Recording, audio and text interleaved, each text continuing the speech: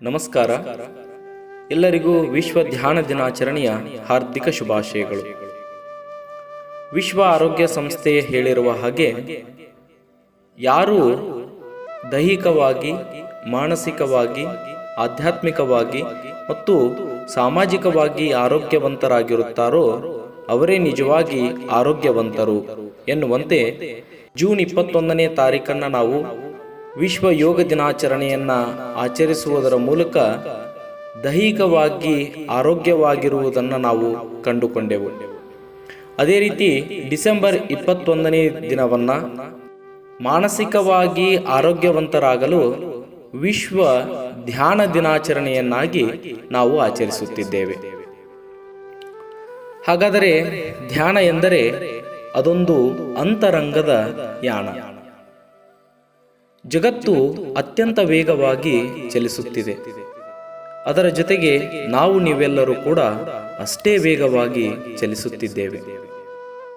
ಮನುಷ್ಯ ತನ್ನ ಬುದ್ಧಿವಂತಿಕೆಯಿಂದ ಹಲವಾರು ಆವಿಷ್ಕಾರಗಳನ್ನು ಮಾಡುತ್ತಿದ್ದಾನೆ.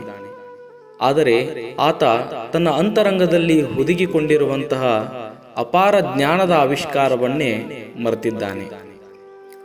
ಆ ಜ್ಞಾನದ ಅನುಭವ ನಮಗಾಗಬೇಕಾದರೆ ವೇಗವಾಗಿ ಚಲಿಸುತ್ತಿರುವಂತಹ ಜಗತ್ತನ್ನು ಅದರ ಪಾಡಿಗೆ ಚಲಿಸಲು ಬಿಟ್ಟು ನಮಗಾಗಿ ಒಂದು ಪುಟ್ಟ ನಿಲ್ದಾಣವನ್ನು ನಿರ್ಮಿಸಿಕೊಂಡು ಆತಂಕ ಮತ್ತು ಒತ್ತಡದಿಂದ ಕಳೆಯುತ್ತಿರುವ ಕಾಲವನ್ನು ಶಾಂತಿ ಮತ್ತು ನೆಮ್ಮದಿಯಿಂದ ಕಳೆಯಲು, ನೋವು ಮತ್ತು ದುಃಖದಿಂದ ಕಳೆಯುತ್ತಿರುವ ಕಾಲವನ್ನು ಸಂತೋಷ ಮತ್ತು ಸಂಭ್ರಮದಿಂದ ಕಳೆಯಲು ಜಗತ್ತನ್ನು ನೋಡುವಂತಹ ಕಣ್ಣುಗಳನ್ನು ಮುಚ್ಚಿ ಅಂತರಂಗದಲ್ಲಿ ನಡೆಯುವಂತಹ ರಾಗ ದ್ವೇಷರಹಿತ ಭಾವವನ್ನು ಅನುಭವಿಸಿದಾಗ ಉದ್ಭವವಾಗುವ ಜ್ಞಾನಕ್ಕೆ ನಾನು ಯಾರು ಎಂಬುವ ಪ್ರಶ್ನೆಗೆ ದೊರೆಯುವ ಉತ್ತರದ ಮೂಲವೇ ಧ್ಯಾನಾವಸ್ಥೆ.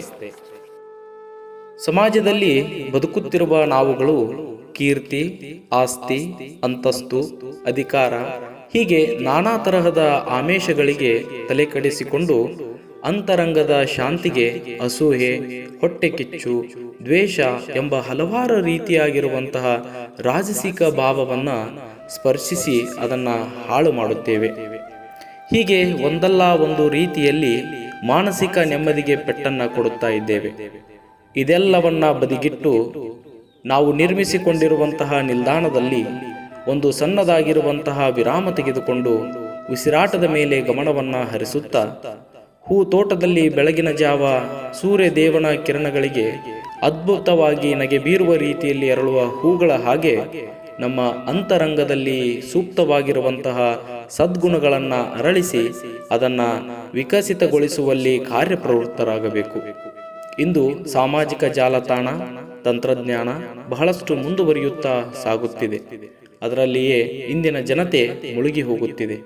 ಆದ ಕಾರಣ ಅದೆಲ್ಲವನ್ನ ಸ್ವಲ್ಪ ಮಟ್ಟಿಗಾದರೂ ಕಡಿಮೆ ಮಾಡಿ ಯೋಗ, ಧ್ಯಾನ, ಕ್ರೀಡೆ ಹೀಗೆ ಯಾವುದಾದರೂ ಒಂದು ಕ್ರಿಯೆಯಲ್ಲಿ ಸಕ್ರಿಯವಾಗಿ ಪಾಲ್ಗೊಂಡು ಜೀವನವನ್ನ ಸಂತಸ ಹಾಗೂ ಉಲ್ಲಾಸಭರಿತವಾಗಿಸುವಂತೆ ಮಾಡಿಕೊಳ್ಳೋಣ.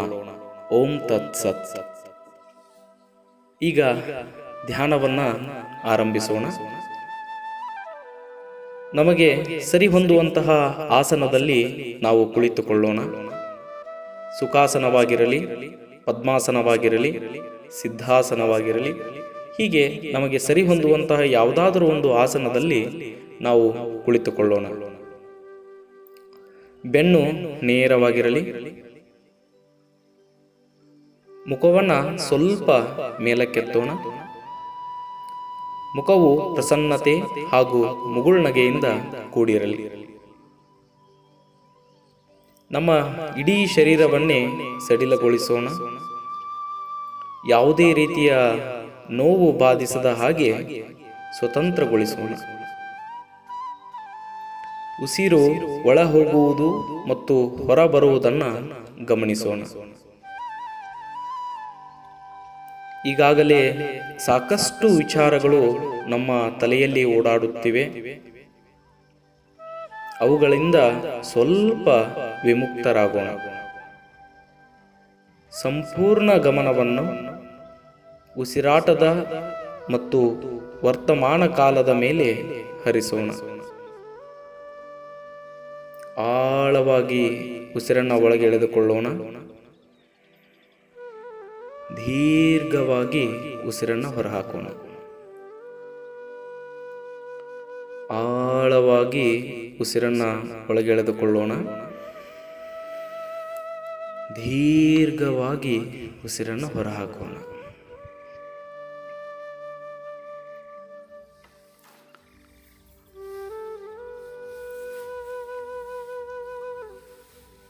ಉಸಿರು ಒಳ ಹೋಗುವುದು ಮತ್ತು ಹೊರ ಬರುವುದನ್ನು ಗಮನಿಸೋಣ.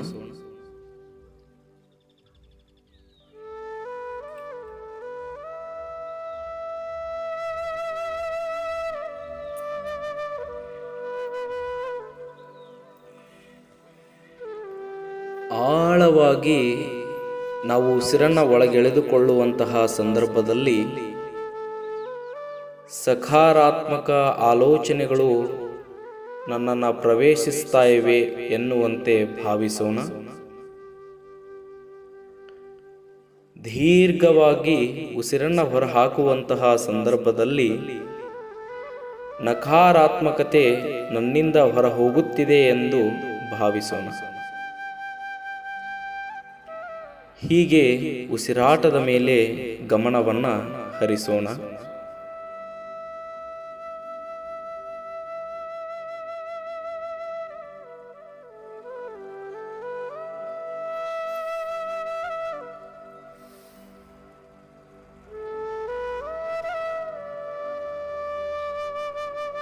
ಯಾವುದೇ ಆಲೋಚನೆಗಳು ನಮ್ಮ ತಲೆಯೊಳಗೆ ಬಾರದಿರಲಿ. ನಮ್ಮ ಸಂಪೂರ್ಣ ಗಮನವೆಲ್ಲವನ್ನ ಉಸಿರಾಟದ ಕಡೆ ಹರಿಸೋಣ.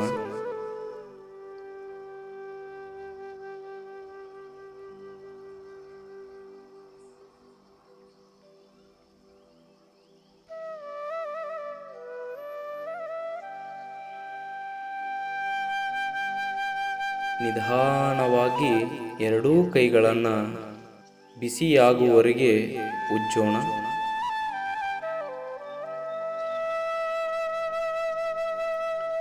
ಉಜ್ಜಿದಂತಹ ಹಸ್ತವನ್ನು ನಮ್ಮ ಎರಡೂ ಕಣ್ಣುಗಳ ಮೇಲೆ ಇರಿಸೋಣ.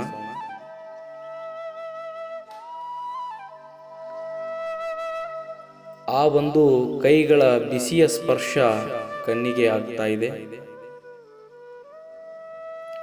ನಿಧಾನವಾಗಿ ಆ ಎರಡೂ ಕೈಗಳನ್ನು ಮುಖದ ಮುಂಭಾಗಕ್ಕೆ ತರೋಣ. ನಿಧಾನವಾಗಿ ಎರಡೂ ಕಣ್ಣುಗಳನ್ನು ತೆರೆಯುತ್ತಾ ನಮ್ಮ ಅಂಗೈಗಳನ್ನು ನೋಡೋಣ. ನಮಸ್ತೆ.